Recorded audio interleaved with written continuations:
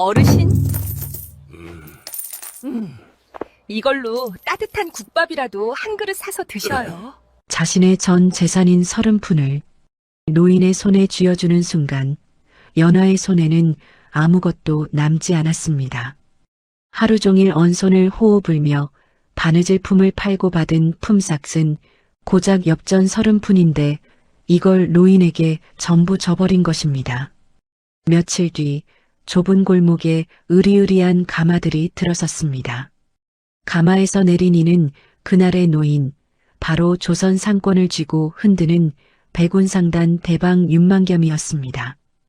윤대방이 말했습니다. 사람이 바닥에 있을 때 무엇을 내어놓는지 보고 싶었네.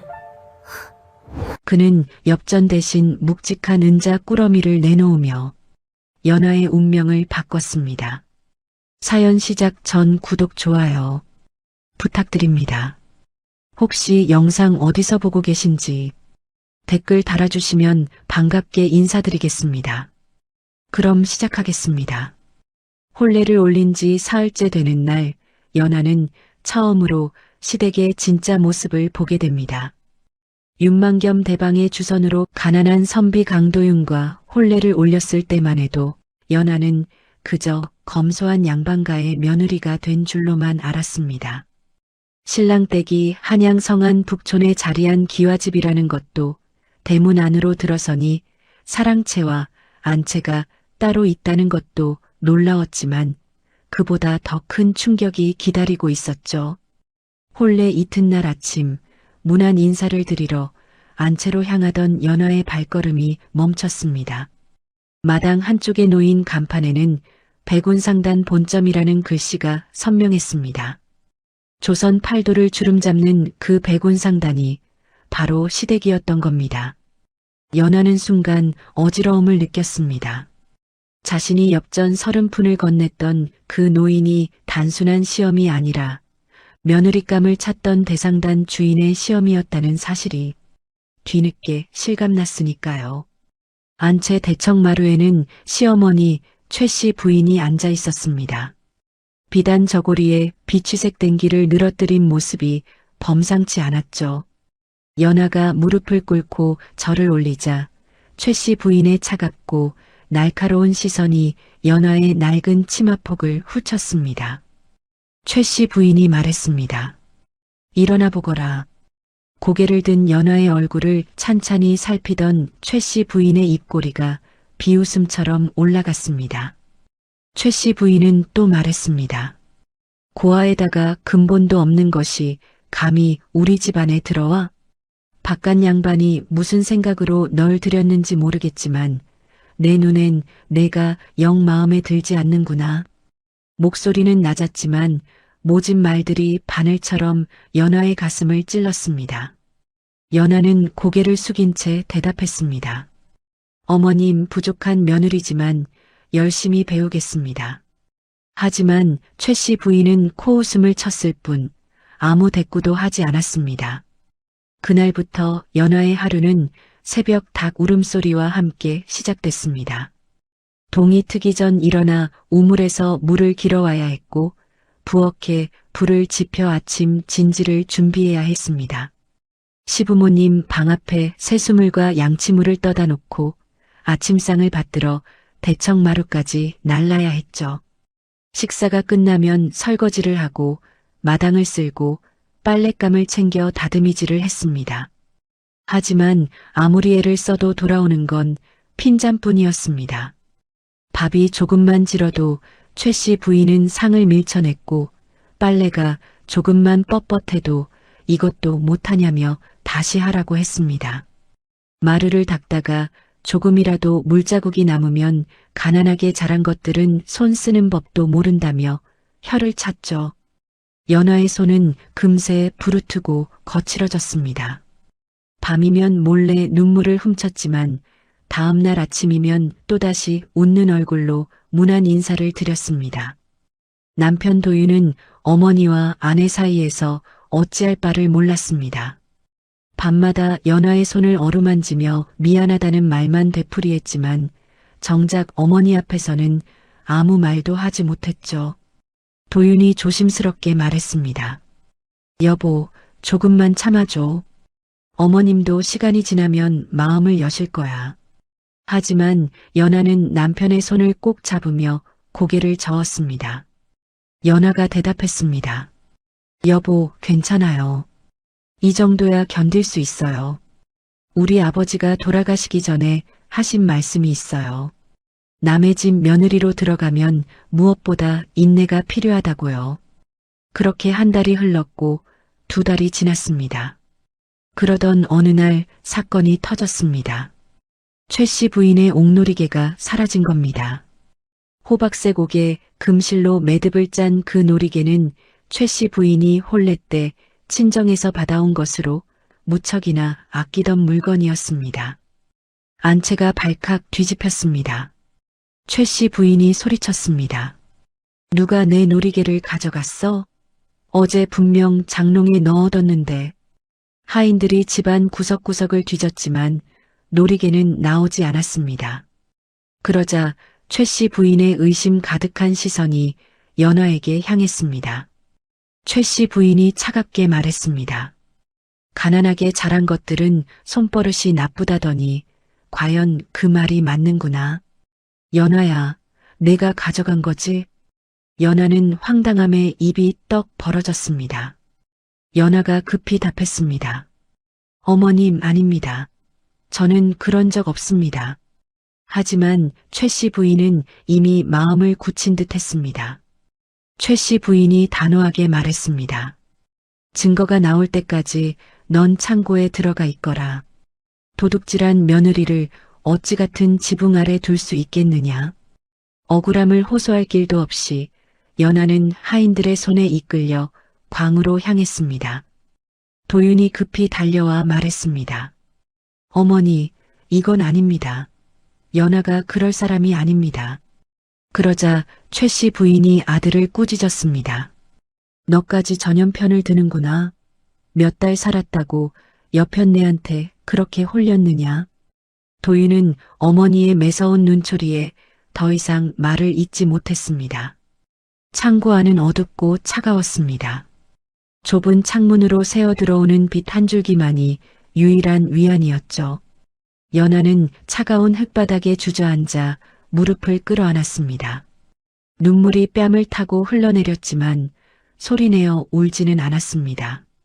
밤이 깊어갔습니다. 창고 밖에서 사람들의 목소리가 들려왔습니다. 최 씨 부인이 하인들을 시켜 연아의 방과 옷가지를 샅샅이 뒤지고 있었죠. 물론 아무것도 나오지 않았습니다. 연아가 가져가지 않았으니까요. 그때 묵직한 발소리가 들려왔습니다. 창고 문이 열리며 촛불 하나가 어둠을 밝혔습니다. 윤만겸 대방이었습니다. 대방은 바닥에 앉은 연아를 내려다보며 입을 열었습니다. 윤 대방이 말했습니다. 내 눈은 못 속인다. 너는 그런 짓을 할 아이가 아니야. 연아는 고개를 들어 시아버지를 바라봤습니다. 그 눈빛에는 믿음이 담겨 있었습니다. 윤 대방이 계속 말했습니다. 내가 직접 조사하마. 그러니 조금만 기다려라. 촛불이 사라지고 다시 어둠이 찾아왔습니다. 하지만 이번에는 조금 덜 무서웠습니다. 적어도 한 사람은 자신을 믿어주고 있었으니까요. 이튿날 아침이 밝았습니다. 윤 대방은 최 씨 부인의 방을 직접 뒤지기 시작했습니다. 최 씨 부인은 불쾌한 표정을 지었지만 남편의 단호한 태도에 말을 잇지 못했죠. 장롱을 열고 옷가지를 꺼내고 이불과 요를 들추던 대방의 손이 장롱 깊숙한 곳에서 멈췄습니다. 비단보자기에 쌓인 옥놀이개가 나왔습니다. 윤 대방이 놀이개를 들어보이며 말했습니다. 이게 뭐요? 최 씨 부인의 얼굴이 창백하게 변했습니다. 최 씨 부인이 더듬거리며 말했습니다. 아니. 내가 장롱 깊숙이 넣어두고 깜빡했나 보오. 윤 대방의 표정이 굳었습니다. 윤 대방이 낮게 말했습니다. 깜빡했다고? 그래서 죄 없는 며느리를 광에 가뒀단 말이오? 당장 가서 풀어주고 사과하시오. 최 씨 부인은 입술을 깨물었지만 결국 고개를 끄덕일 수밖에 없었습니다. 창고문이 열렸습니다. 하룻밤을 광에서 보낸 연하는 초췌한 얼굴로 밖으로 나왔습니다. 최 씨 부인이 며느리 앞에 섰지만 사과의 말은 쉽게 나오지 않았죠. 최 씨 부인이 마지못해 말했습니다. 내가 착각을 했구나. 나가보거라. 진심 어린 사과는 아니었습니다. 그저 형식적인 말 한마디였을 뿐이죠. 연하는 고개를 숙여 답했습니다. 어머님, 괜찮습니다. 놀이개를 찾으셔서 다행입니다. 누명은 벗겨졌지만 시어머니의 냉대는 여전했습니다. 아니, 어쩌면 더 심해졌을지도 모릅니다. 자신의 실수를 들킨 것에 대한 수치심이 며느리에 대한 서운함으로 바뀌었으니까요. 그날 밤 연하는 남편의 품에서 조용히 말했습니다. 연하가 말했습니다. 여보, 괜찮아요. 저는 포기하지 않을 거예요. 도윤이 아내의 머리를 쓰다듬으며 답했습니다. 미안해. 내가 너무 무력해. 연하가 고개를 저으며 말했습니다. 아니에요. 어머님 마음을 돌리는 건 시간이 필요한 일이에요. 말이 아니라 행동으로 보여드려야 해요. 달빛이 창문으로 스며들었습니다. 연하는 다짐했습니다. 말이 아닌 행동으로, 진심이 아닌 결과로 시어머니의 마음을 얻어내리라고요. 창고에 갇혔던 일이 있은 후 연하는 한 가지 결심을 했습니다. 시어머니의 마음을 얻으려면 말이 아닌 행동으로, 눈에 보이는 결과로 증명해야 한다는 것이었죠. 그런 연하의 눈에 들어온 것이 바로 집 뒤편에 자리한 술 공방이었습니다. 백운상단이 처음 일어설 때는 술 장사로 큰 돈을 벌었다고 했습니다. 하지만 지금은 달랐습니다. 누룩이 제대로 띄워지지 않아 술맛이 들쭉날쭉했고 거래처들도 하나둘 발길을 끊었죠. 윤대방은 차라리 문을 닫을까 고민하던 참이었습니다. 어느 날 저녁 연하는 시부모님께 문안 인사를 올리다가 조심스럽게 입을 열었습니다. 연하가 말했습니다. 아버님, 어머님, 제가 감히 부탁 하나 드려도 될까요? 윤대방이 고개를 끄덕이며 답했습니다. 말해보거라. 연하가 이어서 말했습니다. 술 공방을 제가 맡아보고 싶습니다. 어머님께서 힘드실 텐데 제가 배워서 집안의 보탬이 되고 싶습니다. 최 씨 부인의 눈썹이 꿈틀거렸습니다. 최 씨 부인이 비웃듯 말했습니다. 술 빚는 게 그렇게 쉬운 줄 아느냐? 가난한 집에서 자란 내가 뭘 안다고. 하지만 윤대방은 며느리의 눈빛을 가만히 들여다봤습니다. 그 눈에는 진심이 담겨 있었습니다. 윤대방이 말했습니다. 좋다. 한번 해보거라. 대신 석 달 안에 제대로 된 술한 독을 빚어내지 못하면 그때는 손을 떼야 한다. 연하가 깊이 절하며 답했습니다. 감사합니다, 아버님. 다음 날부터 연하의 새로운 도전이 시작됐습니다. 새벽부터 공방으로 향한 연하는 먼지 쌓인 술독과 시렁을 닦아내는 것부터 시작했습니다. 찬물로 손을 씻고 또 씻으며 술독을 정갈하게 준비했죠. 집안에 남아있던 옛 문헌들을 뒤져 술 빚는 법을 익혔습니다. 하지만 책으로 배운 것과 실제는 달랐습니다. 첫 번째 술은 곰팡이가 피어올라 버려야 했습니다. 누룩을 띄우는 온도를 잘못 맞춘 탓이었죠. 두 번째 술은 신맛이 나서 식초처럼 변해버렸습니다. 물과 쌀의 비율을 잘못 계산한 겁니다. 최 씨 부인은 실패할 때마다 냉소를 보냈습니다. 최 씨 부인이 지나가며 말했습니다. 그것 봐라. 내가 뭐랬니? 술 빚는 게 장난이 아니라고 했잖니. 하지만 연하는 포기하지 않았습니다. 실패할 때마다 무엇이 잘못됐는지 곰곰이 따져보고 다시 도전했습니다. 장터로 나가 술을 빚어 파는 노파들을 찾아다니며 조언을 구했죠. 누룩 띄우는 온도는 손바닥으로 느껴야 한다는 것, 쌀은 하룻밤 물에 불려야 제 맛이 난다는 것, 술독은 바람이 통하면서도 햇빛이 직접 닿지 않는 곳에 두어야 한다는 것을 하나하나 배워나갔습니다. 그렇게 한 달이 지났습니다. 손은 더욱 거칠어졌고 누룩 냄새가 옷에 밴 채 빠지지 않았습니다. 하지만 연화의 눈빛만은 점점 더 선명해졌죠. 실패를 거듭할수록 무엇이 문제인지 보이기 시작했으니까요. 어느 날 새벽 연화는 직감했습니다. 이번에는 다르다고요. 누룩의 향이 달랐고 쌀알이 풀어지는 속도가 딱 맞았습니다. 술독 뚜껑을 열었을 때 올라오는 향이 전과는 확연히 달랐죠. 일주일 후 술이 익었습니다. 연화는 떨리는 손으로 술을 떠서 잔에 담았습니다. 맑고 투명한 빛깔에 은은한 곡물 향이 코끝을 스쳤죠. 한 모금 맛을 본 순간 연화는 눈을 감았습니다. 달콤하면서도 깔끔한 끝맛이 목을 타고 넘어가면서 온몸을 따뜻하게 감쌌습니다. 성공이었습니다.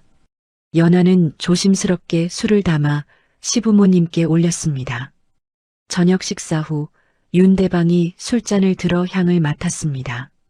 그리고 천천히 한 모금을 마셨죠. 윤대방의 눈이 커졌습니다. 윤대방이 말했습니다. 이게 이 맛이야. 최 씨 부인도 반신반의하며 술을 맛봤습니다. 그리고 놀란 표정을 감추지 못했죠. 윤대방이 무릎을 치며 말을 이었습니다. 이 맛이야. 옛날 우리 상단이 처음 일어설 때 빚던 그 맛이로구나. 연화야, 내가 이걸 어떻게 해낸 거냐? 연화가 공손하게 답했습니다. 아버님, 처음엔 책만 보고 따라했다가 실패했습니다. 그래서 장터의 어르신들을 찾아다니며 배웠습니다. 누룩 띄우는 온도, 쌀 불리는 시간, 술독 보관하는 위치까지 하나하나 여쭤보고 시도해봤습니다. 윤대방은 고개를 끄덕이며 흐뭇하게 웃었습니다. 윤대방이 말했습니다. 이 술에 이름을 붙여야겠구나. 연화주라 하면 어떻겠느냐? 내가 빚은 술이니 내 이름을 따서 말이다. 연화가 황송하다는 표정으로 답했습니다. 아버님, 과분한 이름입니다. 하지만 윤대방의 결정은 확고했습니다. 며칠 후 연화주가 장터에 나갔습니다. 처음엔 낯선 이름에 사람들이 의아해했지만 한번 맛본 이들은 고개를 끄덕이며 다시 찾아왔습니다. 소문은 빠르게 퍼져나갔죠. 한번 맛보면 잊을 수 없다더라. 백운상단 며느리가 빚은 술이라는데 정말 일품이더군. 주문이 쏟아지기 시작했습니다. 연화는 더 많은 술을 빚기 위해 공방을 정비하고 하인 둘을 데려와 함께 일했습니다. 술 빚는 법을 꼼꼼히 가르치고 온도와 시간을 철저히 관리했죠. 한 달 만에 술독 10개가 모자랄 지경이 됐습니다. 윤대방은 흐뭇한 표정으로 공방을 둘러봤습니다. 기울어가던 술 사업이 며느리 손에서 되살아난 겁니다. 연화는 여기서 멈추지 않았습니다. 장터를 돌아다니며 어떤 술이 필요한지 귀를 기울였습니다. 몸이 약한 이들을 위한 술은 없을까 고민하다가 약재를 넣은 보약주를 만들기 시작했죠. 당귀, 황귀, 대추를 넣어 빚은 술은 몸을 따뜻하게 해줬고 특히 노인들 사이에서 입소문을 탔습니다. 석 달이 지났습니다. 연화주와 보약주의 인기가 치솟으면서 백운상단은 제2의 전성기를 맞이했습니다. 하루가 다르게 주문이 밀려들었고 멀리 청나라 상인들까지 술을 찾아왔죠. 최 씨 부인의 태도도 조금씩 변하기 시작했습니다. 여전히 차갑긴 했지만 예전처럼 노골적으로 구박하지는 않았습니다. 어느 날 저녁에는 직접 반찬을 챙겨 연화에게 건넸죠. 최 씨 부인이 어색하게 말했습니다. 일하느라 고생이 많구나. 이거라도 먹어라. 진심에서 우러나온 말은 아니었습니다. 술 사업이 잘 되니 며느리가 필요해진 것뿐이었죠. 하지만 연화는 고맙게 받았습니다. 작은 변화라도 시작이 있다는 것을 알았으니까요. 그날 밤 도윤이 아내의 손을 잡으며 말했습니다. 도윤이 말했습니다. 여보, 정말 대단해. 어머니가 내 앞에서 부드러운 말을 하다니. 연아가 미소 지으며 답했습니다. 아직 멀었어요. 진짜 마음을 얻으려면 더 많은 시간이 필요해요. 창밖으로 달빛이 스며들었습니다. 연아는 공방의 술독들을 떠올렸습니다. 한 방울씩 정성을 쏟아 빚은 술처럼 시어머니의 마음도 천천히 익어가리라 믿었습니다. 연아주와 보약주의 성공은 단순히 술 장사를 넘어섰습니다. 백운상단의 이름이 다시금 조선 팔도에 울려 퍼지기 시작했고 멀리 압록강 건너 청나라 상인들까지 술을 구하러 찾아왔습니다. 상단의 금고는 다시 채워졌고 오래전 끊겼던 거래처들이 하나둘 발길을 돌렸죠. 윤대방은 만족스러운 표정으로 장부를 들여다봤습니다. 석 달 만에 거둬들인 수익이 지난 3년치를 넘어섰습니다. 모두 며느리 연화의 공이었죠. 대방은 며느리를 볼 때마다 흐뭇한 미소를 감추지 못했습니다. 최 씨 부인의 태도도 눈에 띄게 달라졌습니다. 예전 같으면 연하가 늦잠이라도 자면 당장 방문을 두드리며 구박했을 텐데 이제는 오히려 밤늦게까지 공방에서 고생했으니 좀 쉬어라며 아침상을 물려주기까지 했습니다. 물론 진심에서 우러나온 배려라기보다는 술 사업이 잘 되는 것이 좋아서였지만요. 어느 날 저녁 최 씨 부인이 연화에게 비단 저고리 한 벌을 건넸습니다. 최 씨 부인이 말했습니다. 이거 내가 입어라. 상단 며느리가 너무 초라하면 체면이 안 서니까. 연하가 공손하게 답했습니다. 어머님 감사합니다. 소중히 입겠습니다. 최 씨 부인은 어색하게 고개를 돌렸지만 얼굴에는 미묘한 만족감이 어려 있었습니다. 계절이 바뀌어 봄이 찾아왔습니다. 공방에는 새로 담근 술독 20개가 줄지어 놓여 있었고 장터에서는 연화주를 찾는 사람들의 발길이 끊이지 않았습니다. 연화는 여전히 새벽부터 밤늦게까지 공방을 지켰지만 얼굴에는 보람이 가득했죠. 그날도 연화는 늦은 저녁까지 술독을 살피다가 안채로 돌아왔습니다. 시부모님께 문안 인사를 드리러 대청마루에 들어섰을 때 윤대방과 최 씨 부인이 차를 마시고 있었습니다. 연하는 무릎을 꿇고 공손하게 절을 올렸죠. 그때였습니다. 촛불빛을 받아 반짝이는 연하의 머리에서 윤대방의 시선이 멈췄습니다. 연하의 쪽진 머리에 꽂힌 낡은 나무 비녀. 세월의 때가 묻어 검게 변했지만 비녀 머리에 새겨진 매화 문양만큼은 선명했습니다. 윤대방의 손에서 찻잔이 미끄러져 떨어질 뻔했죠. 윤대방의 얼굴이 순식간에 창백하게 변했습니다. 윤대방이 떨리는 목소리로 물었습니다. 연하야, 그 비녀는 어디서 났느냐? 연하는 갑작스러운 질문에 어리둥절한 표정을 지었습니다. 연하가 조심스럽게 답했습니다. 아버님, 이것은 제 아버지께서 돌아가시기 전에 주신 것입니다. 어머니가 혼례 때 쓰셨던 거라고 하셨어요. 윤대방은 벌떡 일어나 연하에게 다가왔습니다. 윤대방이 다급하게 말했습니다. 그 비녀를 잠시 내게 보여줄 수 있겠느냐? 연하는 비녀를 빼어 시아버지께 건넸습니다. 윤대방은 떨리는 손으로 비녀를 받아들고는 촛불 가까이 가져가 매화 문양을 자세히 들여다봤습니다. 문양 옆에 작은 글씨로 새겨진 두 글자가 보였죠. 만겸. 윤대방 자신의 이름이었습니다. 윤대방의 눈에서 눈물이 주르륵 흘러내렸습니다. 그는 비녀를 가슴에 꼭 끌어안으며 주저앉았죠. 최 씨 부인과 연하는 당황하여 어찌할 바를 몰랐습니다. 최 씨 부인이 다급하게 물었습니다. 영감, 왜 그러시오? 무슨 일이오?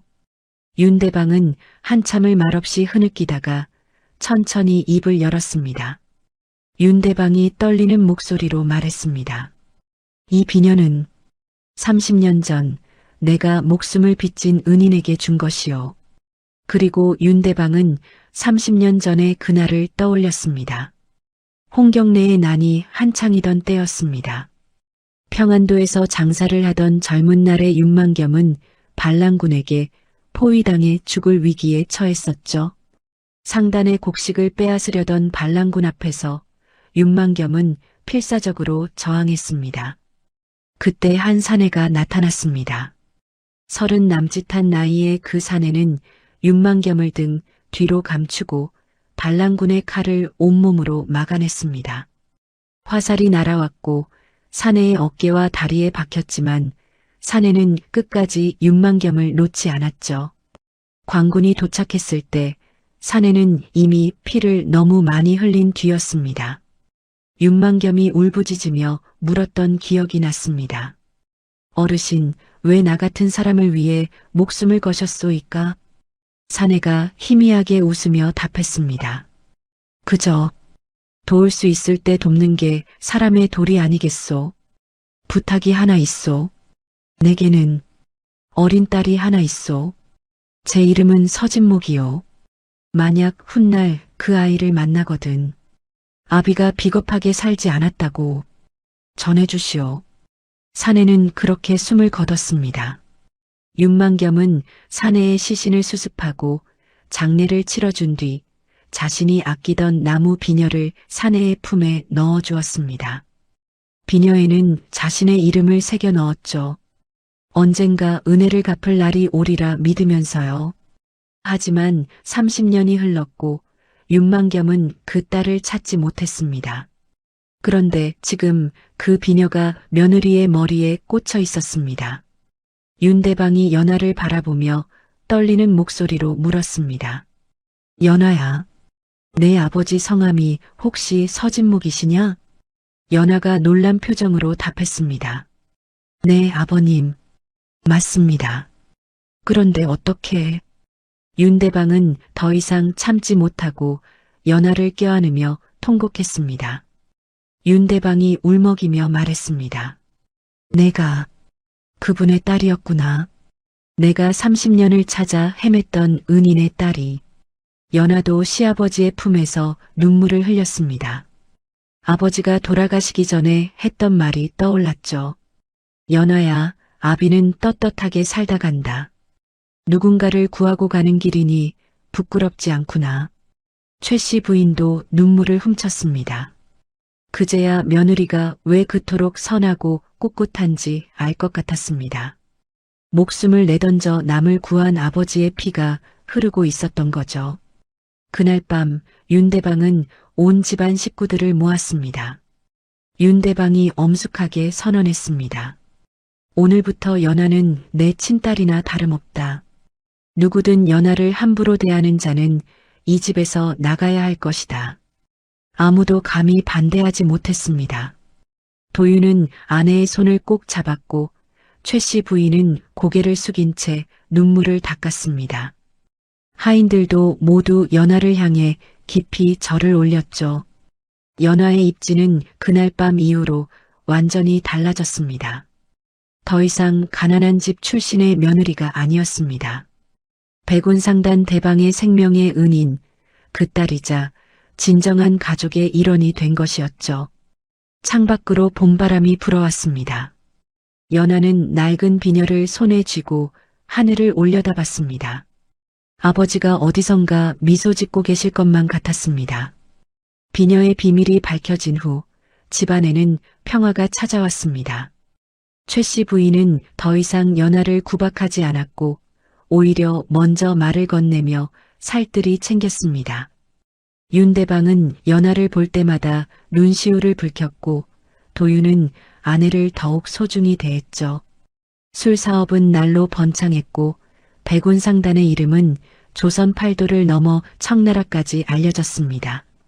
하지만 행복은 오래가지 못했습니다. 가을이 깊어가던 어느 날 윤대방이 갑자기 쓰러졌습니다. 아침 문안을 받으려 대청마루로 나오던 대방이 휘청하더니 그대로 바닥에 고꾸라진 겁니다. 하인들이 급히 부축해 방으로 옮겼지만 대방은 의식을 차리지 못했죠. 온 집안이 발칵 뒤집혔습니다. 최 씨 부인이 울부짖으며 외쳤습니다. 의원을 불러 당장 한양에서 제일 유명한 의원을 모셔와. 연하와 도윤은 창백한 얼굴로 시아버지의 침상 곁을 지켰습니다. 윤대방의 얼굴은 흑빛으로 변해 있었고 숨소리는 가늘고 불규칙했죠. 의원이 달려왔습니다. 한양에서 손꼽히는 명이라는 그 의원은 윤대방의 맥을 짚어보고 눈꺼풀을 살피고 혀를 확인했습니다. 그리고 천천히 고개를 저었죠. 의원이 침통하게 말했습니다. 원인을 알 수 없는 역병입니다. 온몸의 기운이 빠져나가고 있으니 오늘 밤을 넘기기 어려울 듯합니다. 최 씨 부인이 그 자리에서 주저앉았습니다. 최 씨 부인이 울며 매달렸습니다. 아니 됩니다. 선생님, 제발 영감을 살려주십시오. 무슨 약이든 쓰십시오. 의원이 안타까운 표정으로 답했습니다. 부인, 제 의술로는 역부족입니다. 이제는 하늘의 뜻을 기다릴 수밖에. 의원이 물러나고 집안은 통곡으로 가득 찼습니다. 연하는 시아버지의 손을 꼭 쥔 채 눈물을 흘렸습니다. 30년 전 자신의 아버지를 구해준 분, 자신에게 새로운 인생을 선물해준 분이 이렇게 가시면 안 되는 거였죠. 밤이 깊어갔습니다. 최 씨 부인은 남편의 침상 곁에서 울다 지쳐 잠들었고 도윤은 사랑채에서 하늘에 기도를 올리고 있었습니다. 연하만이 홀로 대청마루에 앉아 촛불을 바라보고 있었죠. 그때 연하의 머릿속에 한 가지 생각이 스쳤습니다. 어린 시절 어머니가 들려줬던 옛 이야기가 떠올랐습니다. 효녀가 자신의 허벅지 살을 베어 부모에게 약을 다려 올렸고 그 지극한 효심에 하늘이 감동하여 부모가 살아났다는 이야기였죠. 아이고, 조선시대 자식이 부모에게, 며느리가 시부모에게 할 수 있는 가장 극진한 효도였습니다. 연하는 떨리는 손으로 일어나 부엌으로 향했습니다. 부엌은 고요했습니다. 연하는 서랍에서 은장도를 꺼냈습니다. 촛불 아래 은빛이 차갑게 반짝였죠. 연하는 치마를 걷어 올리고 허벅지를 드러냈습니다. 손이 떨렸습니다. 칼끝을 살갗에 대는 순간 온몸에 전율이 흘렀습니다. 하지만 연하는 눈을 질끈 감고 이를 악물었죠. 아버님을 살릴 수만 있다면. 은장도가 살을 파고들었습니다. 뜨거운 통증이 밀려왔지만 연하는 신음소리 하나 내지 않았습니다. 피가 흘러내렸고 손가락만 한 살점이 떨어져 나왔죠. 연하는 그것을 재빨리 천으로 감싸고 상처 부위를 헝겊으로 동여맸습니다. 약탕기에 물을 끓이고 살점을 넣어 다렸습니다. 붉은 국물이 끓어오르는 동안 연하는 통증을 참으며 다리를 질질 끌었습니다. 피가 스며든 치마를 주섬주섬 감추고 약을 다 다리기를 기다렸죠. 한 시즌이 지났습니다. 약이 완성되었습니다. 연하는 사발에 담아 시아버지의 방으로 향했습니다. 다행히 최 씨 부인은 여전히 잠들어 있었고 방 안은 조용했죠. 연하는 무릎을 꿇고 시아버지 곁에 앉았습니다. 윤대방의 입술은 바짝 말라 있었고 숨소리는 거의 들리지 않을 정도로 약해져 있었습니다. 연하는 떨리는 손으로 약을 떠서 시아버지의 입에 조금씩 흘려 넣었죠. 연하가 속삭였습니다. 아버님, 제발 살아나셔야 합니다. 아버님께서 베푸신 은혜를 저는 아직 다 갚지 못했습니다. 약이 목구멍으로 넘어갔습니다. 한 숟가락, 두 숟가락, 연하는 인내심을 갖고 천천히 약을 먹였습니다. 다 먹이고 나자 몸에 힘이 빠졌지만 연하는 그대로 시아버지 곁을 지켰죠. 동이 트기 시작했습니다. 새벽 공기가 창문 틈으로 스며들었고 멀리서 닭 우는 소리가 들려왔습니다. 연하는 졸음을 참으며 시아버지의 얼굴을 지켜봤죠. 그때였습니다. 윤대방의 손가락이 미세하게 움직였습니다. 연하는 화들짝 놀라 몸을 일으켰습니다. 시아버지의 눈꺼풀이 천천히 떨리더니 조금씩 열렸죠. 윤대방이 희미하게 말했습니다. 여기가. 연하의 눈에서 눈물이 쏟아졌습니다. 연하가 떨리는 목소리로 외쳤습니다. 아버님, 깨어나셨습니다. 어머님, 도윤서방님. 최 씨 부인이 깜짝 놀라 잠에서 깼고 도윤이 급히 방으로 뛰어들어왔습니다. 윤대방은 천천히 몸을 일으키려 했고 식구들은 급히 부축했죠. 윤대방이 신기하다는 듯 말했습니다. 몸이 한결 가볍구나. 아까까지는 숨쉬기도 힘들었는데. 최 씨 부인이 울먹이며 말했습니다. 영감, 정신을 차리셨군요. 의원이 오늘 밤을 넘기기 어렵다고 했는데 이게 대체 어찌된 일입니까? 모두가 기뻐하는 사이 연하는 조용히 방을 빠져나왔습니다. 다리에서 느껴지는 통증이 점점 심해졌지만 내색하지 않았습니다. 연하는 자신의 방으로 돌아가 상처를 다시 확인했죠. 피는 멎었지만 걸을 때마다 찌릿한 통증이 밀려왔습니다. 그날 저녁 집안은 기쁨으로 가득 찼습니다. 윤대방은 죽을 한 그릇 비우고 색이 돌아온 얼굴로 식구들과 이야기를 나눴습니다. 최 씨 부인은 손을 모아 하늘에 감사 기도를 올렸고 도윤은 아버지의 손을 꼭 잡았죠. 하지만 연하만은 자리에서 일어나지 못했습니다. 도윤이 걱정스럽게 물었습니다. 여보, 어디 아파? 얼굴이 창백해. 연하가 억지로 웃으며 답했습니다. 아니에요. 그저 밤새 간호하느라 좀 피곤할 뿐이에요. 하지만 도윤의 눈에는 아내가 다리를 절뚝이는 것이 보였습니다. 밤이 되어 방으로 돌아온 도윤이 아내의 치마를 들쳐 올렸을 때 그는 비명을 참아야 했습니다.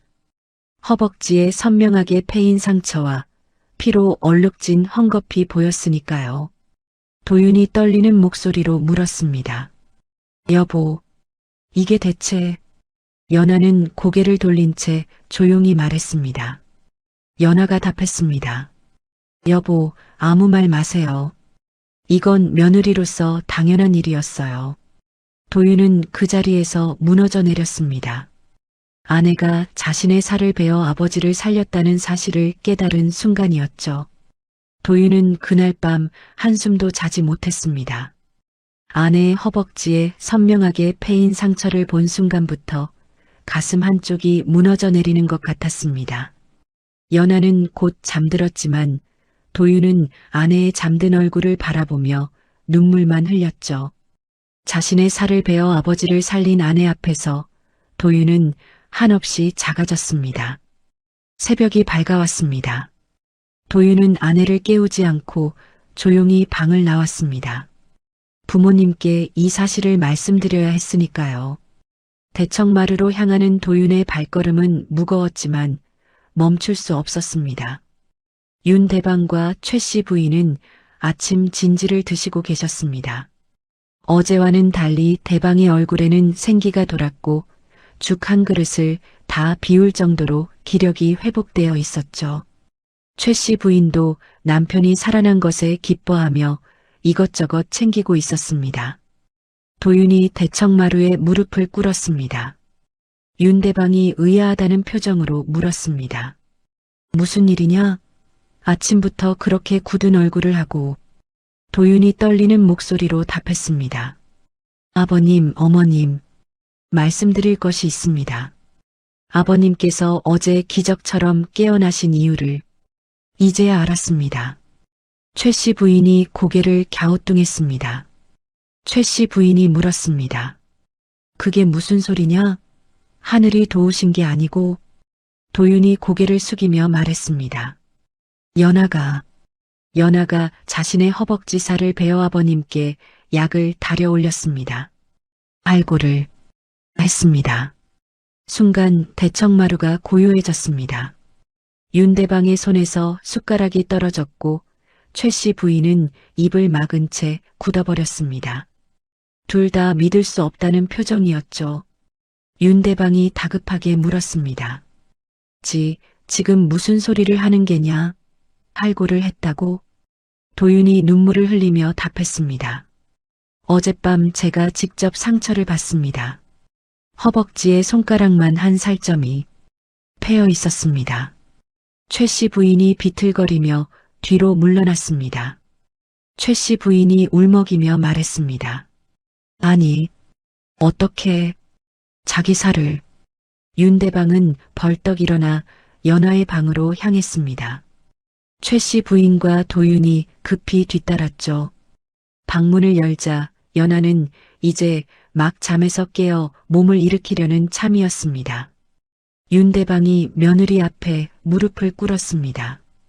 연하가 깜짝 놀라 말했습니다. 아버님, 이게 무슨 일이십니까? 윤대방이 떨리는 목소리로 말했습니다.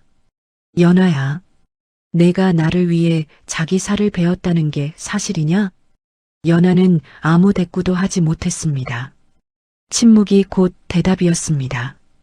윤대방의 눈에서 눈물이 주르륵 흘러내렸고 최 씨 부인도 그 자리에 주저앉아 통곡했죠. 최 씨 부인이 울부짖으며 말했습니다. 내가 얼마나 못되게 굴었는데. 그런데도 이 집안을 위해 내가 자기 살을. 연하는 급히 일어나려 했지만 다리의 통증 때문에 비틀거렸습니다. 연하가 말했습니다. 어머님, 일어나십시오. 이건 며느리로서 당연히 해야 할 일이었습니다. 윤대방이 고개를 저으며 말했습니다. 아니다. 당연한 게 아니야. 자기 살을 베는 고통이 얼마나 큰지, 내가 얼마나 큰 용기를 냈는지. 윤대방은 연하를 끌어안으며 목 놓아 울었습니다. 최 씨 부인도 며느리에게 다가가 손을 꼭 잡았습니다. 그동안 얼마나 모질게 대했는지, 얼마나 편견에 사로잡혀 있었는지 뒤늦게 깨달았죠. 최 씨 부인이 흐느끼며 말했습니다.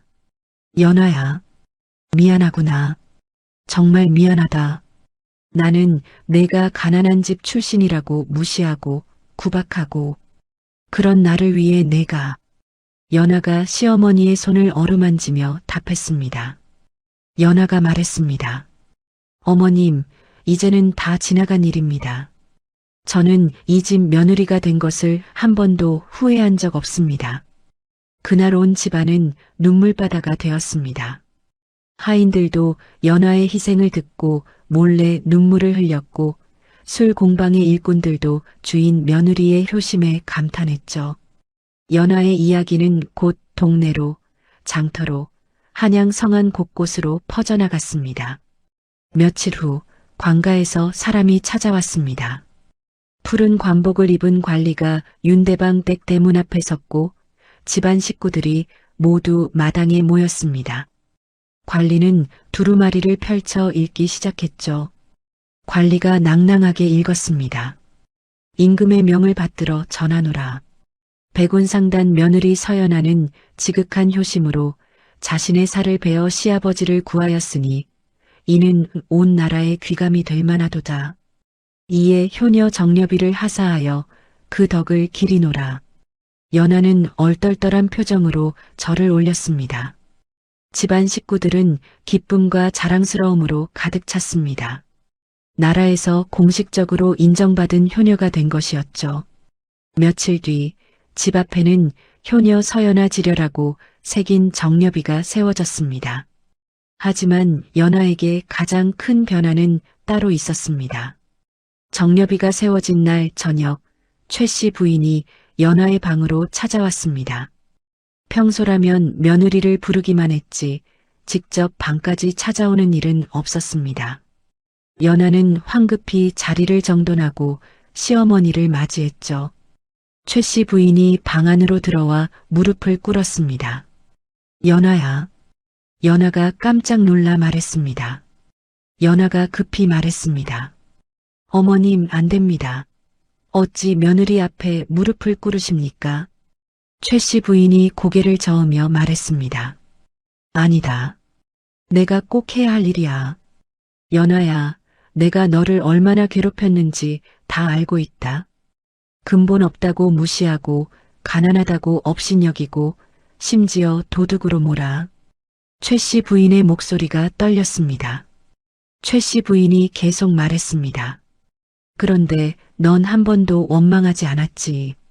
묵묵히 일했고 집안을 일으켰고 급기야 내 남편까지 살렸어.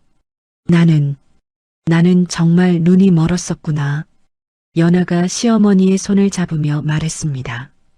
어머님, 이제 그만하십시오. 저도 많이 부족했습니다. 최 씨 부인이 고개를 저으며 답했습니다. 아니야. 너는 부족한 게 하나도 없었어. 부족한 건 나였어. 겉모습만 보고 사람을 판단했던 내 자신이. 정말 부끄럽구나. 최 씨 부인이 연아를 끌어안았습니다. 최 씨 부인이 흐느끼며 말했습니다.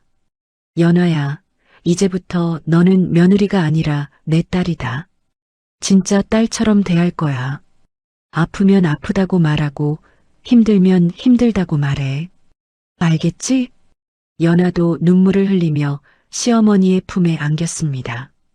그토록 바라던 인정이었습니다. 하지만 정작 그 순간이 오자 연아는 더 이상 인정받고 싶다는 마음조차 사라진 것을 느꼈죠. 그저 한 사람의 진심이 다른 사람의 마음을 움직였다는 것만으로 충분했습니다. 그날 밤부터 집안의 분위기가 완전히 달라졌습니다. 최 씨 부인은 연아를 볼 때마다 먼저 말을 걸었고 밥을 먹을 때도 연아의 입맛을 먼저 물었습니다. 아침 문안을 받을 때도 다리는 괜찮으냐며 걱정을 표했죠. 한 달이 지나자 연아의 상처도 많이 아물었습니다. 여전히 흉터는 남았지만 통증은 거의 사라졌습니다. 연아는 다시 공방으로 나가 술을 빚기 시작했고 최 씨 부인은 직접 공방까지 찾아와 따뜻한 차를 건넸죠. 어느 날 저녁 온 가족이 저녁 식사를 함께 했습니다. 윤대방이 술잔을 들어 연아에게 건네며 말했습니다. 연아야, 이 술 한 잔 받아라. 내 덕분에 이 늙은이가 목숨을 건졌다. 연아가 공손하게 받으며 답했습니다. 아버님, 제가 한 일은 아무것도 아닙니다. 도윤이 아내의 손을 꼭 잡으며 말했습니다. 여보, 당신은 우리 집안의 기둥이야. 나는 정말 자랑스러워. 최 씨 부인도 며느리의 그릇에 반찬을 수북이 담아주며 말했습니다. 최 씨 부인이 다정하게 말했습니다. 많이 먹어라, 딸아. 내가 고생이 많구나. 연아는 미소를 지으며 가족들을 둘러봤습니다. 이제 이곳은 진정한 집이 되었습니다. 피로 맺어진 가족이 아니라 마음으로 이어진 진짜 가족이 된 것이었죠. 연아의 할구 이야기가 한양 전역에 퍼진 후 백운상단은 더욱 번창했습니다. 사람들은 효녀가 빚은 술이라며 연아주를 찾았고 상단의 다른 물건들까지 덩달아 잘 팔렸습니다. 윤대방의 건강도 완전히 회복되어 예전처럼 상단 일을 돌보기 시작했죠. 그러던 어느 날 윤대방이 온 가족을 불러 모았습니다. 사랑채 대청마루의 윤대방, 최 씨 부인, 도윤, 연아가 둘러앉았습니다. 윤대방은 묵직한 나무 상자 하나를 꺼내 탁자 위에 올려놓았죠. 상자 안에는 토지 문서와 상단 경영권을 증명하는 서류들이 가득 담겨 있었습니다. 윤대방이 엄숙하게 말했습니다. 오늘 내가 너희를 부른 것은 중요한 결정을 알리기 위해서다. 나는 이제 나이도 들었고 연아 내 덕분에 목숨도 건졌으니 모든 재산을 연아에게 물려주려 한다. 도윤이 깜짝 놀라 말했습니다. 도윤이 말했습니다. 아버지, 그게 무슨 말씀이십니까? 제가 아들인데. 윤대방이 손을 들어 아들의 말을 막으며 답했습니다. 도윤아, 내가 아들인 것은 맞다. 하지만 이 집안을 일으키고 나를 살린 것은 연하다. 백운상단은 연하의 손에 맡겨야 제대로 꼽힐 것이야. 최 씨 부인도 고개를 끄덕였습니다. 최 씨 부인이 말했습니다. 영감 말이 맞아. 연하가 아니었으면 우리 상단은 진작 기울었을 게야. 하지만 연하는 고개를 저었습니다. 연하가 조심스럽게 말했습니다.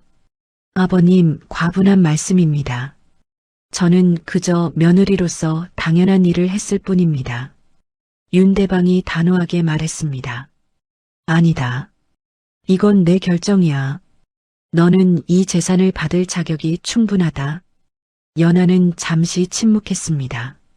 그리고 천천히 입을 열었죠. 연하가 말했습니다.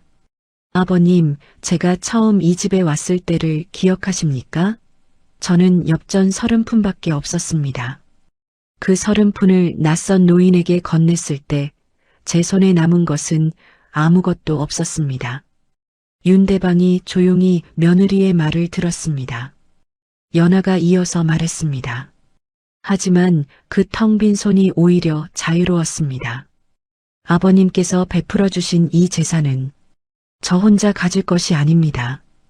더 낮은 곳으로 흘러가야 합니다.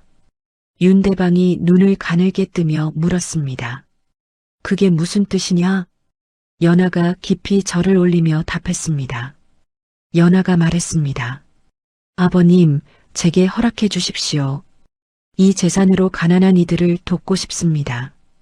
한양 거리에는 굶주린 사람들이 넘쳐나고 추위에 떠는 아이들이 많습니다. 제가 겪었던 그 고통을 다른 이들은 겪지 않았으면 좋겠습니다. 윤대방의 눈가에 눈물이 맺혔습니다. 윤대방이 감동한 목소리로 말했습니다. 그래. 역시 내가 내 은인의 딸이구나. 좋다. 내가 원하는 대로 하거라. 그렇게 옹기상회가 만들어졌습니다. 연하는 백운상단의 재산 일부를 떼어내어 가난한 이들을 위한 새로운 조직을 만들었습니다. 성박 허름한 곳에 큰 창고를 마련하고 그곳에 쌀과 무명천, 땔감을 쌓아두었죠. 소문은 빠르게 퍼졌습니다. 굶주린 사람들이 옹기상회를 찾아왔고 연하는 아무 조건 없이 쌀 한 되씩을 나눠주었습니다. 추운 겨울이 오면 무명천과 솜을 나눠주어 옷을 만들 수 있게 했죠. 하지만 연하는 단순히 베푸는 것에 그치지 않았습니다. 일할 수 있는 사람들에게는 술 빚는 법, 바느질하는 법, 목공 기술을 가르쳤습니다. 물고기를 주는 것보다 물고기 잡는 법을 가르치는 것이 진정한 도움이라 믿었으니까요. 한 달이 지나자 옹기상회를 거쳐간 사람이 100명을 넘었습니다. 그들은 연하에게 절을 올리며 감사를 표했고 배운 기술로 스스로 생계를 꾸려나갔습니다. 성박 빈민가에도 조금씩 활기가 돌기 시작했죠. 그러던 어느 날 옹기상회에 급한 소식이 전해졌습니다. 평안도 지방에 흉년이 들었다는 소문이었습니다. 농사가 망쳐 백성들이 굶주리고 있으며 조정에서 구호미를 보냈지만 정작 백성들 손에는 쌀 한 톨 돌아가지 않는다는 이야기였죠. 연하는 즉시 사람을 보내 사실을 확인했습니다. 며칠 후 돌아온 심부름꾼의 보고는 충격적이었습니다. 심부름꾼이 분노에 떨며 말했습니다. 마님, 평안도 관아의 탐관 오리들이 구호미를 빼돌리고 있습니다. 백성들은 풀뿌리를 캐먹으며 연명하는데 관리들은 쌀을 팔아 배를 불리고 있습니다. 연하의 얼굴이 굳어졌습니다. 연하가 차갑게 말했습니다. 그럴 줄 알았습니다. 백성의 고열을 빨아먹는 자들. 도윤이 걱정스럽게 말했습니다. 여보, 조심해야 해. 관아에 맞서는 건 위험한 일이야. 하지만 연하의 결심은 확고했습니다. 연하가 답했습니다. 여보, 제가 30푼을 건넬 수 있었던 것은 잃을 것이 없었기 때문이에요. 지금도 마찬가지예요. 백성들이 굶어 죽는데 가만히 있을 수는 없어요. 연하는 즉시 옹기상회의 곡식을 수레에 실었습니다. 쌀 100석, 보리 50석을 준비하고 믿을 만한 상단 사람들과 함께 평안도로 향했습니다. 윤대방은 위험하다며 말렸지만 연하는 뜻을 굽히지 않았죠. 한양에서 평안도까지는 보름이 넘는 먼 길이었습니다. 산길을 넘고 강을 건너며 수레를 끌고 갔습니다. 연하는 허벅지에 오래된 상처가 다시 쑤셨지만 이를 악물고 걸음을 멈추지 않았죠. 평안도에 도착했을 때 연하가 본 광경은 참담했습니다. 뼈만 앙상하게 남은 아이들이 길가에 쓰러져 있었고 노인들은 나무 껍질을 벗겨 먹고 있었습니다. 마을 곳곳에서 신음소리가 들려왔죠. 연하는 즉시 마을 한가운데 천막을 쳤습니다. 그리고 큰 솥을 걸어 죽을 끓이기 시작했습니다. 김이 피어오르자 사람들이 하나둘 모여들었고 연하는 직접 죽을 퍼서 사람들에게 나눠주었죠. 한 노파가 떨리는 손으로 죽을 받으며 울먹였습니다. 노파가 말했습니다. 이게 꿈이 아니겠지? 정말 이걸 먹어도 되는 게 맞나? 연하가 노파의 손을 꼭 잡으며 답했습니다. 할머님, 많이 드세요. 걱정하지 마세요. 사흘 동안 연하는 쉬지 않고 죽을 끓였습니다. 100명이 넘는 사람들이 옹기 상회의 도움으로 목숨을 건졌습니다. 하지만 이것만으로는 부족했죠.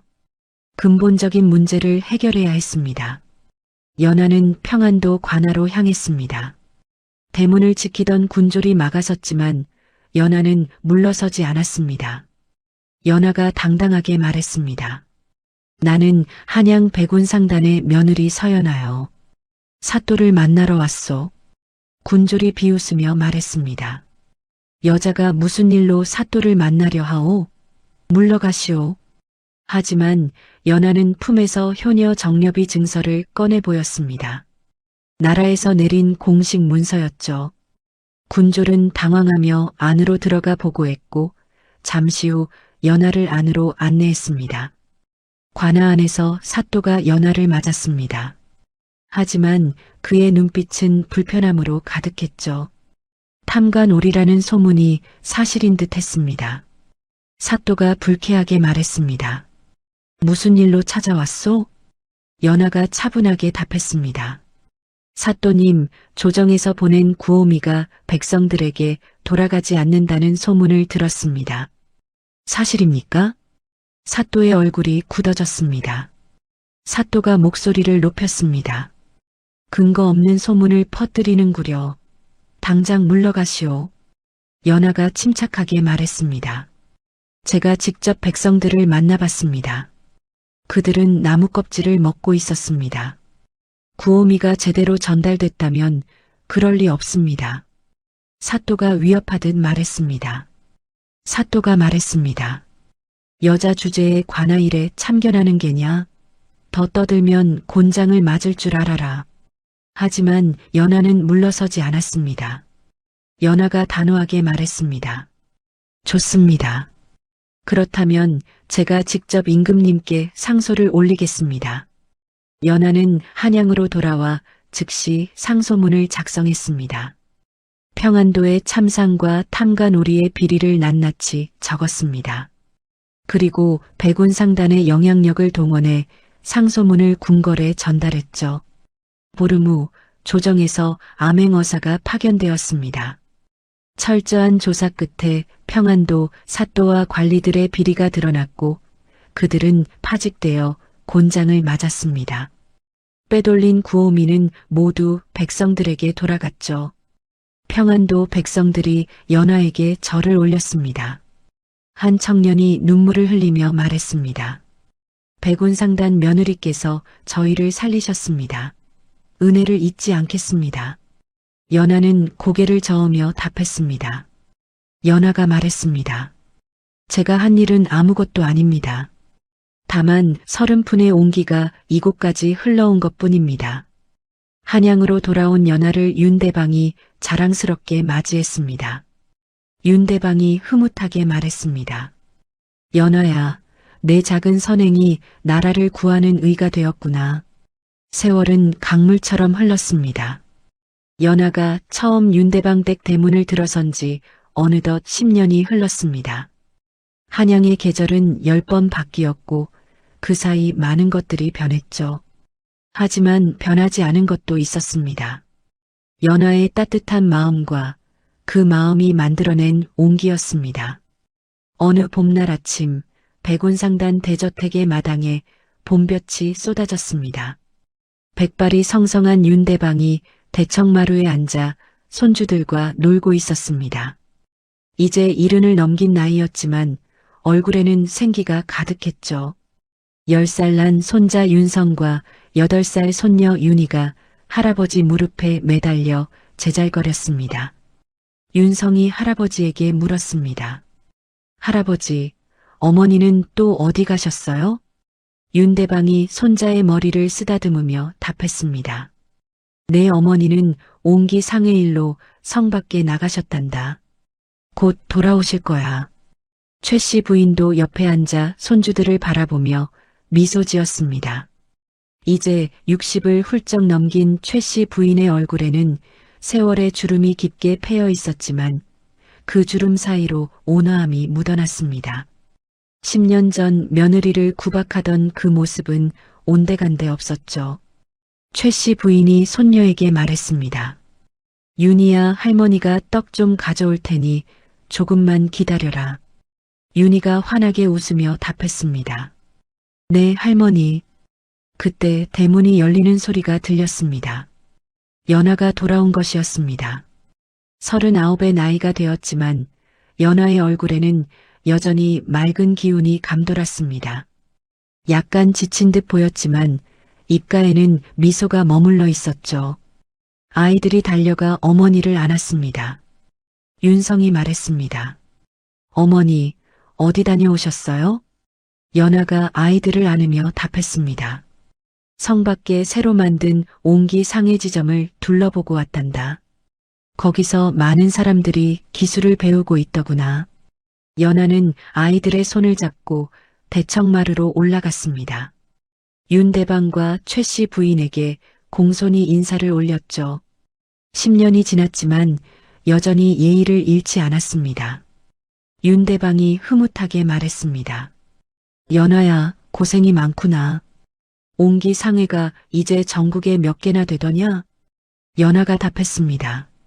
아버님, 한양에 5, 평안도에 2, 경상도에 3. 모두 합쳐 15곳입니다. 조만간 전라도에도 하나 더 세울 계획입니다. 최 씨 부인이 며느리의 손을 잡으며 말했습니다. 최 씨 부인이 걱정스럽게 말했습니다. 딸아, 너무 무리하지 마라. 내 몸도 챙겨야지. 연아가 고개를 끄덕이며 답했습니다. 네, 어머님. 걱정하지 마세요. 그날 저녁 온 가족이 저녁 식사를 함께 했습니다. 도윤도 상의 일을 마치고 돌아왔고 하인들이 상을 가득 차려왔습니다. 아이들의 웃음소리가 집안 가득 울려 퍼졌죠. 식사를 마친 후 연아는 혼자 뒷마당으로 나갔습니다. 술 공방이 있던 그곳은 이제 작은 정원으로 꾸며져 있었습니다. 연아는 벤치에 앉아 별이 총총한 하늘을 올려다봤습니다. 10년 전 처음 이 집에 왔을 때가 떠올랐죠. 그때는 모든 게 낯설고 두려웠습니다. 시어머니의 차가운 눈빛, 광에 갇혔던 밤, 손이 부르트도록 술을 빚었던 날들. 하지만 그 모든 시련이 지금의 자신을 만들었습니다. 연아는 무심코 허벅지를 쓰다듬었습니다. 10년 전 자신의 살을 베었던 그 자리에는 여전히 흉터가 남아 있었습니다. 때때로 날씨가 흐리면 쑤시기도 했지만 연아는 그 흉터를 후회하지 않았죠. 그 고통이 있었기에 진정한 가족을 얻었고 더 많은 사람들을 도울 수 있었으니까요. 발소리가 들렸습니다. 도윤이 아내 옆에 앉았습니다. 40을 넘긴 도윤의 관자놀이에도 흰머리가 섞여 있었지만 아내를 바라보는 눈빛만은 변함없이 따뜻했죠. 도윤이 조용히 말했습니다. 여보, 무슨 생각을 하고 있어? 연아가 미소 지으며 답했습니다. 그냥 10년 전을 떠올리고 있었어요. 우리가 처음 만났을 때를요. 도윤이 아내의 손을 꼭 잡았습니다. 도윤이 말했습니다. 그때 내가 당신을 만난 건 정말 행운이었어. 당신이 아니었다면 우리 집안은 어떻게 됐을까? 연아가 고개를 저으며 답했습니다. 저야말로 행운이었어요. 여보와 이 가족을 만나지 못했다면 저는 여전히 좁은 방에서 바느질만 하고 있었을 거예요. 두 사람은 말없이 밤하늘을 바라봤습니다. 별빛이 쏟아지는 하늘 아래 부부는 손을 맞잡고 앉아 있었습니다.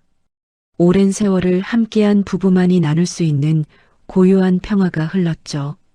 며칠 후 연아는 한양 성박 옹기 상의 본점을 찾았습니다. 예전보다 훨씬 커진 창고에는 쌀과 보리, 무명천이 가득 쌓여 있었습니다. 마당에서는 20명이 넘는 사람들이 기술을 배우고 있었죠.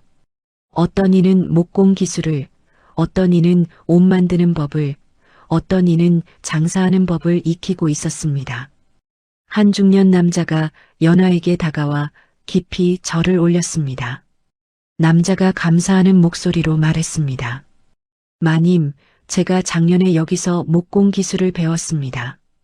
덕분에 이제는 제 가게를 차릴 수 있게 됐습니다. 정말 감사합니다. 연아가 남자의 손을 잡으며 답했습니다. 축하합니다. 당신의 노력이 만들어낸 결과예요. 앞으로도 열심히 하세요. 남자는 눈물을 글썽이며 고개를 숙였습니다. 옹기 상해를 거쳐간 사람 중 절반 이상이 이렇게 자립에 성공했습니다. 단순히 베푸는 것이 아니라 스스로 설 수 있게 돕는 것, 그것이 연아가 옹기 상해를 통해 이루고자 한 목표였죠. 해가 저물 무렵 연아는 다시 집으로 돌아왔습니다. 대문을 열고 들어서자 윤대방이 대청마루에서 손짓했습니다. 옆에는 최 씨 부인, 도윤, 그리고 아이들이 모여 있었죠. 윤대방이 말했습니다. 연아야, 이리 와서 앉거라. 오늘은 특별한 날이니까. 연아는 가족들 사이에 앉았습니다. 윤대방이 술잔을 들어 연아에게 건네며 말했습니다. 오늘이 내가 우리 집에 들어온 지 정확히 10년째 되는 날이다. 이 늙은이가 한 말씀하마. 모두가 윤대방을 바라봤습니다. 윤대방이 천천히 말을 이었습니다. 10년 전 나는 엽전 30푼을 건네는 한 여인을 보았다. 그 여인은 자신에게 남은 전부를 남에게 줄 수 있는 사람이었지. 그리고 10년이 지난 지금 그 여인은 수천 명의 사람을 살렸다. 윤대방의 눈가에 눈물이 맺혔습니다. 윤대방이 계속 말했습니다. 연아야, 내가 우리 집안에 온 것은 하늘의 뜻이었다. 내 아버지가 나를 살렸고 너는 우리 가족과 수많은 백성을 살렸다. 이 은혜를 우리 집안은 영원히 잊지 않을 것이다. 연아의 눈에서도 눈물이 흘러내렸습니다. 연아가 떨리는 목소리로 말했습니다. 아버님, 저야말로 감사합니다. 이 가족이 아니었다면 저는 아무것도 할 수 없었을 거예요. 최 씨 부인이 며느리를 끌어안으며 말했습니다. 연아야, 우리 딸. 정말 자랑스럽다. 그날 밤 가족들은 오랫동안 이야기를 나눴습니다. 지난 10년의 추억들, 앞으로의 계획들, 아이들의 미래에 대한 이야기들이 오갔습니다. 웃음소리가 집안 가득 퍼졌고 따뜻한 온기가 온 집을 감쌌죠. 자정이 가까워졌을 때 연아는 혼자 창가에 섰습니다. 한양 성박 곳곳에서 옹기 상회의 등불이 반짝이고 있었습니다. 15곳의 지점에서 수백 명의 사람들이 희망을 배우고 있었죠. 연아가 처음 건넨 30푼이 이제는 나라 전체를 데우는 옹기가 되어 있었습니다. 연아는 마음속으로 생각했습니다.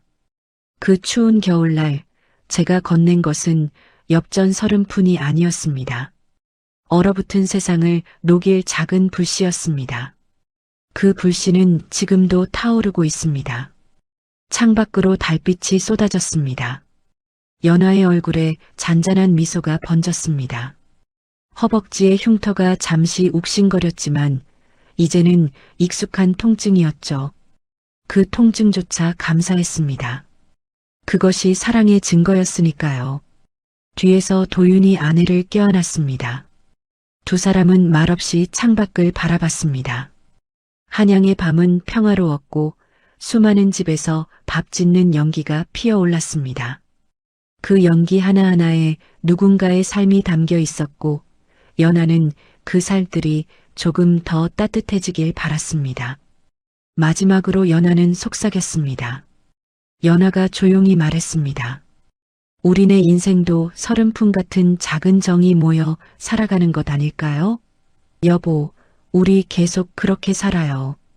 작은 온기를 나누며.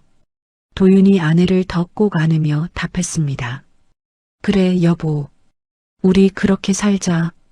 화면은 따뜻한 김이 모락모락 나는 갓 지은 밥과 연아의 온화한 미소를 비추며 천천히 어두워집니다. 어르신들, 긴 이야기 들어주셔서 고맙습니다. 우리네 인생도 서른풍 같은 작은 정이 모여 살아가는 것 아니겠습니까?